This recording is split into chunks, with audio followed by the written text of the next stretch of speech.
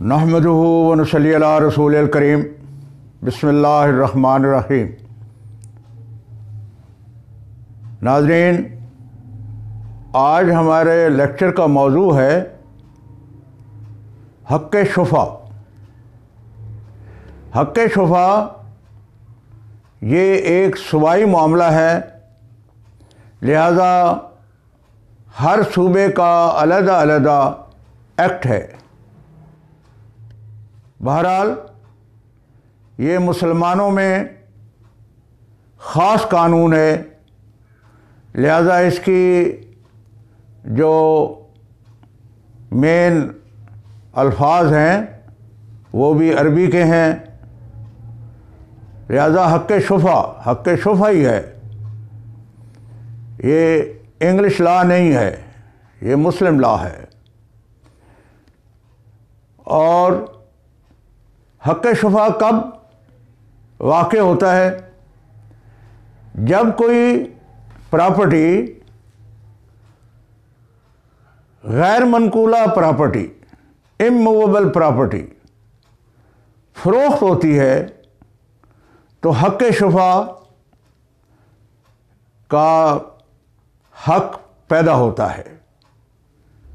वो 3 किस्म के लोग हैं जिनको हक़्क़े शुफ़ा का हक़ होता है। नंबर 1, खाते के शरीक, यानी कि ऐसे अफराद जो उस ज़मीन में मुश्तरका खाता में मालिक हो और वो दूसरा जो उसके उनका मुश्तरका वो हो मोगा, सैराब का पानी जो है वो उनका मुश्तरका सोर्स से होता हो। और तीसरा है शुफ़ा जार, यानी कि हमसायगी। जब भी कोई प्रॉपर्टी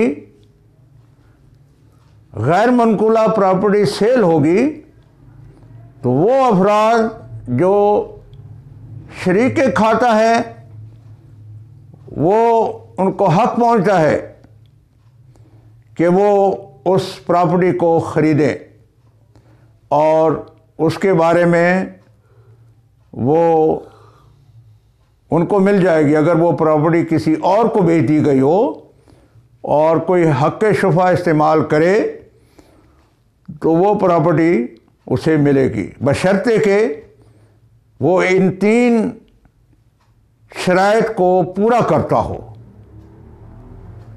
और अब इसकी मज़ीद जब कोई ऐसा शख्स वो इन शराइत को पूरा करे, लेकिन वो ज़रूरी है कि 3 तलबें होती हैं, उन 3 तलबों से ये बहुत अहम है। नंबर 1, तलबे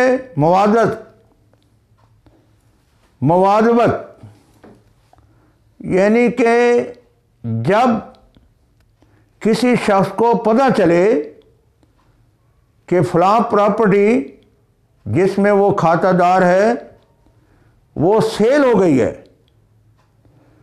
तो उस मीटिंग में जहाँ वो बैठा होता है वो फ़ौरन इंटेंशन शो करे कि मैं अपना हक़्क़े शुफ़ा इस्तेमाल करूँगा। नंबर 1। नंबर 2, तलबे इशहाद। तलबे इशहाद क्या है कि वो फ़ौरन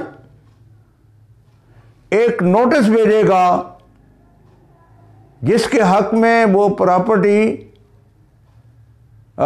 सेल हुई है। और ये नोटिस फौरन होगा, लेकिन विद इन 2 वीक्स, 2 हफ्तों के अंदर अंदर वो नोटिस भेजेगा और उस नोटिस में 2 ट्रुथफुल गवाहों के नाम और उनकी शहादतें मस्ट हैं।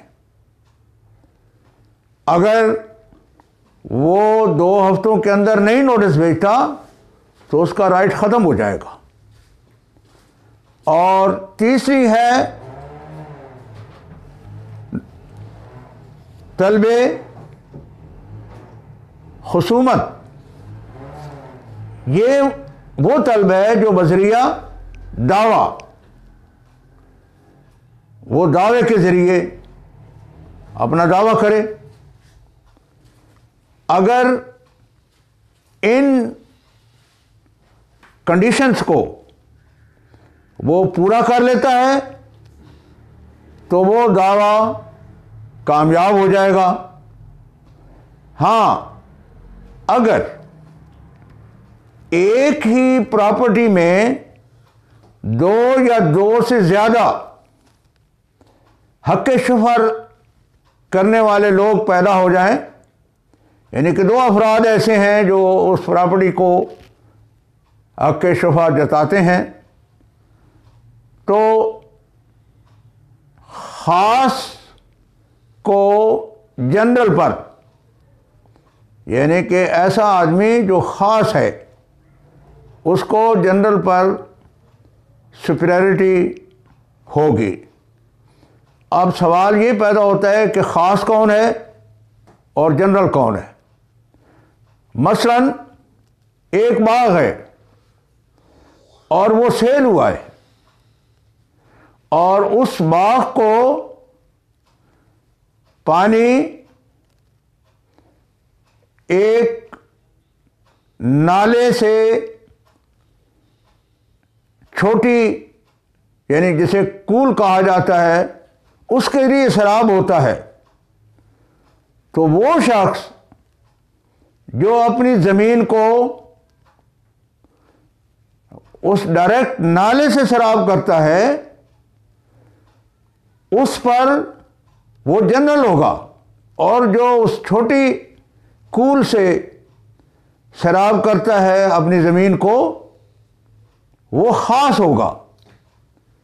लिहाजा अगर वो सैराबी उस छोटे सोर्स से हो रही है तो वो छोटे सोर्स वाला बंदे को उसको उसका हक़ शुफा फायक होगा। तो ये बुनियादी हमारे कवानीन हैं और ये बड़ा टेक्निकल सब्जेक्ट है। अब क्योंकि इसकी मखसूस शराइत है, पहले शुफा बहुत ही बिखरा हुआ खुला होता था, कोई 7वीं पुश्त पर भी किसी के साथ उसकी ताल्लुक़ होता था तो वो भी हक़ शुफा रखता था।